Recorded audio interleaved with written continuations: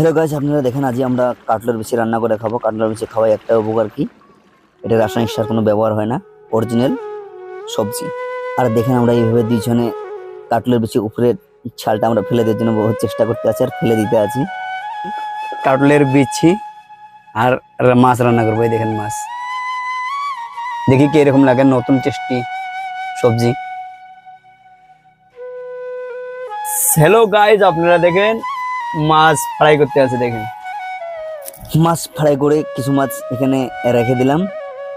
আর এদিকে দেখেন সবজি, মরিচ, পেঁয়াজ সব কাটা হয়ে গেলো আমার তৈরি। আর বেশিটি সব একদম চিকচিকে করে ধুয়ে নিলাম ভালো করে। এখন আমরা রান্না বসাবো, দেখতে থাকেন আপনারা আমার এই ভিডিওটা। হ্যালো গাইস, বিচিটা ভালো করে ফ্রাই করে নিতে আছি। হ্যালো গাইস, যখন আমরা বিচিটা ফ্রাই করে